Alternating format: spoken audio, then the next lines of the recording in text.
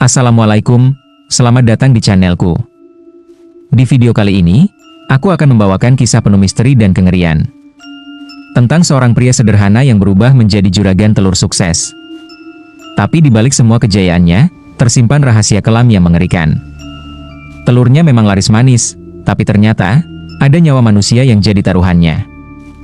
Penasaran? Simak cerita lengkapnya sampai akhir ya. Pak Muiz, pria berusia 35 tahun, bangun setiap hari pukul 5 pagi. Ia tidak bekerja di kantor, bukan juga pegawai negeri. Sejak beberapa tahun terakhir, ia menjadi karyawan toko sembako milik Pak Kusnadi, seorang pedagang tua di pasar tradisional. Gajinya pas-pasan, hanya cukup untuk makan dan bayar kontrakan rumah kecil di pinggir kampung. Istrinya, Rini, wanita lembut dan sabar, ikut membantu dengan membuka jasa menjahit di rumah. Namun penghasilan dari menjahit pun tak menentu. Damar dan Dimas, anak kembar mereka yang baru berusia 3 tahun, masih butuh banyak biaya, terutama untuk susu, pampers, dan makanan bergizi. Akhir bulan selalu menjadi masa-masa sulit. Bahkan, pernah suatu ketika Rini harus mengganti susu formula anak-anak dengan air beras karena uang belanja benar-benar habis. Pak Muiz seringkali termenung di depan rumah saat malam tiba, memandangi jalan kampung yang gelap dan sepi. Tak jarang air matanya menetes diam-diam, apalagi ketika Dimas meminta mainan baru sambil tersenyum, dan ia tak bisa membelikan. "Maaf ya, nak. Ayah belum bisa beliin," gumamnya sambil membelai kepala anaknya. Pada suatu malam saat anak-anak tidur lelap, Pak Muiz duduk di ruang tamu dengan wajah letih. Rini datang menghampiri dan memijat pundaknya perlahan. "Kamu gak capek, Mas? Kerja tiap hari, tapi gak cukup-cukup juga," bisik Rini lembut. Pak Muiz tak menjawab. Hanya tatapan kosong ke lantai dan anggukan kecil sebagai jawaban. Beberapa hari kemudian, setelah memikirkan berbagai cara, muncullah ide sederhana, berjualan telur keliling. Ia berpikir, telur adalah kebutuhan pokok, dan bisa dijual ke tetangga-tetangga kampung. Ia memberanikan diri meminjam uang kepada Pak Kusnadi. Pak Kusnadi sempat tertawa kecil. "Telur, Muiz? Ya sudah. Tapi ingat, ini pinjaman. 3 bulan harus lunas, bunganya 10%. Kamu tahu risikonya, kan?" Muiz mengangguk, meskipun dadanya terasa sesak. Dengan modal itu, ia membeli 2 keranjang telur dari pasar induk dan mulai menjajakan dagangannya dari pintu ke pintu. Pagi ia keliling kampung A, sore kampung B. Ia berjalan kaki, membawa telur dalam kardus besar yang diikat ke gerobak dorong kecil. Tapi realita tak seindah harapan.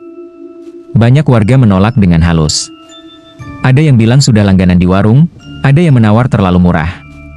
Setelah dihitung, keuntungannya hanya sedikit, bahkan terkadang ia rugi karena telur retak saat perjalanan. 3 bulan berlalu. Utangnya belum lunas. Bunganya malah membuat total tagihan semakin besar. Rini mulai ikut panik. Mereka mulai menghemat segalanya. Listrik ditahan hingga nyaris gelap. Dapur sering kosong dari lauk.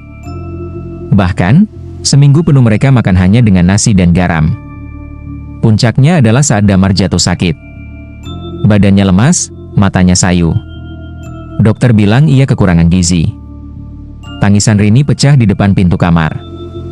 "Mas, kita ini orang tua macam apa? Anak kita sampai sakit begini." Pak Muiz hanya bisa terdiam. Di dalam hatinya, amarah dan rasa gagal sebagai kepala keluarga membuncah. Suatu siang, saat mengantar telur ke rumah pelanggan lama, Pak Muiz bertemu Bu Kusnadi. Wajahnya pucat, keringat membasahi kemejanya yang lusuh. "Kamu kenapa, Muiz? Kurus banget, ada masalah?" tanya Bu Kusnadi. Pak Muiz tak bisa lagi menahan. Ia tumpahkan semua keluh kesahnya. Tentang hutang, dagangan yang tak laku, tentang anaknya yang sakit. Bu Kusnadi sempat terdiam. Wajahnya berubah serius. "Kamu pernah dengar nama Mbah Sarwi dari Pageraji?" bisiknya pelan. Pak Muiz menggeleng. "Beliau bisa bantu, tapi kamu jangan cerita ke siapa-siapa ya." Perkataan itu menempel di benaknya seperti bisikan misterius. Malamnya, saat semua orang tidur, Pak Muiz pergi. Ia menyusuri jalan desa Pageraji, melewati kebun karet yang sunyi, hutan bambu yang gelap, hingga tiba di rumah panggung tua beratap rumbia. Di sana, Duduklah Mbah Sarwi, seorang dukun renta berambut putih dengan mata tajam seolah bisa menembus hati. Setelah mendengarkan cerita Muis, Mbah Sarwi menyeringai. Kalau mau daganganmu laris, kamu harus jual musuh. 1 jiwa, sebagai tumbal. Muis terdiam. Ia bukan orang yang punya dendam. Tapi Mbah Sarwi berkata dengan nada dingin, kalau belum ada, bikin saja. Ciptakan kebencian. Dalam benaknya, muncul sosok Bang Udin, tetangganya yang suka nyinyir dan sering menghina usahanya. Pernah suatu kali, Bang Udin berkata dengan sinis, jualan telur doang, sok keliling kampung. Mending balik kerja jadi kacung. Kata-kata itu membekas dan berubah menjadi luka. Perlahan, luka itu tumbuh jadi kebencian. Mbah Sarwi memberi syarat, ambil bekas jejak kaki dan sisa makanan korban. Maka malam berikutnya, Muis mengintai saat Bang Udin membuang gelas plastik bekas kopi. Ia ambil gelas itu dan tanah dari tempat Bang Udin biasa duduk di pos ronda. Malam Jumat, ritual dilakukan. Mbah Sarwi membakar tanah dan gelas sambil membaca mantra kuno. Abu dari pembakaran itu ditanam di bawah kandang ayam Bang Udin. 3 hari kemudian, Bang Udin jatuh sakit misterius. Tubuhnya menguning, matanya kosong. Dokter tak bisa menjelaskan penyakitnya. Seminggu kemudian, ia meninggal. Anehnya, sejak hari Bang Udin sakit, dagangan Muis meledak. Warga kampung yang dulu cuek ini antre. Bahkan beberapa rela pesan lebih dulu agar tidak kehabisan. Dari 1 keranjang per hari, kini bisa habis 3 keranjang. Penghasilannya melonjak drastis. Ia membeli motor baru, menyewa lapak di tepi jalan besar, bahkan bisa menyisihkan uang untuk menabung. Orang-orang mulai memanggilnya juragan telur. Rini heran, kok sekarang rame banget yang beli, Mas? Alhamdulillah sih, tapi cepat banget berubahnya. Pak Muis hanya tersenyum. Rezeki, Rin. Mungkin Allah kasihan sama kita. Tapi ia tahu, ini bukan rezeki biasa. Setiap malam Jumat, ia mimpi melihat telur-telur berubah jadi bayi mungil tak berdarah, berlarian di dapur, menjerit dan menangis. 6 bulan kemudian, penjualan menurun drastis. Telur-telurnya tiba-tiba berbau amis. Beberapa pembeli mengembalikan.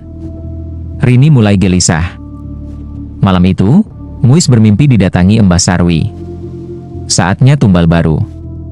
Kalau tidak, semua telurmu akan membusuk. Dengan panik, Muis mencari korban baru.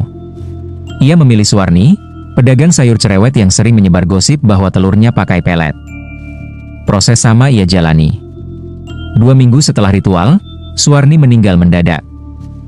Penjualannya kembali naik. Namun kali ini, Mbah Sarwi memberi syarat tambahan. Kamu harus beri darahmu. 1 tetes tiap malam Jumat. Sejak saat itu, setiap malam Jumat, Muis melukai jari manisnya, meneteskan darah ke dalam kardus telur. Ritual itu membuat wajahnya pucat dan tubuhnya melemah. Ia mulai sering mimisan dan kehilangan nafsu makan. Rini mulai curiga.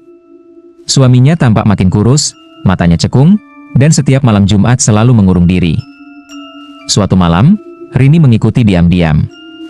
Ia melihat sendiri Muis meneteskan darah ke tumpukan telur sambil membaca mantra. Keesokan harinya, Rini menatap suaminya dengan mata berkaca-kaca. Mas, ini bukan rezeki berkah. Kita makan dari darah dan nyawa orang lain. Pak Muis mencoba membela diri. Aku lakukan ini buat kalian. Kalau aku berhenti, kita balik kelaparan. Rini hanya menunduk. Beberapa hari kemudian, saat Muis sedang ke pasar, ia pergi bersama anak-anak tanpa pamit. Di meja makan, tertinggal surat. Aku pergi demi anak-anak. Mereka tak boleh tumbuh dari uang kotor.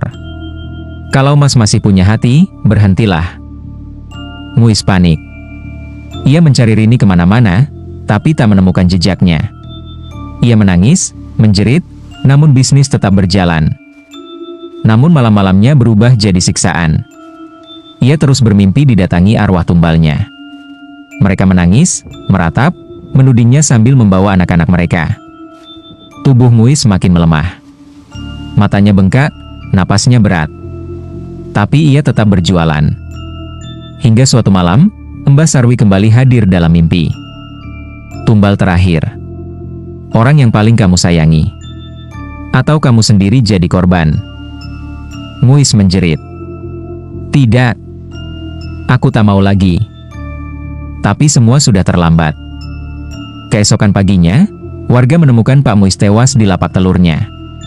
Mulutnya menganga, matanya terbuka lebar menatap langit. Telur-telur di lapaknya membusuk seketika. Bau darah menyebar dari kardus-kardus yang kosong. Rini, yang kini tinggal di kota kecil bersama Damar dan Dimas, hanya bisa menangis mendengar kabar kematian suaminya. Ia tahu, Muis telah memilih jalan yang salah, jalan yang menukar nyawa orang lain demi kemakmuran semu. Lapak bekas jualan Muis kini kosong. Tak ada yang berani menempati. Konon, setiap malam Jumat, terdengar suara bayi menangis dan bau amis telur busuk. Dan dari kejauhan, suara seseorang terdengar lirih. Ini bukan rezeki, ini kutukan.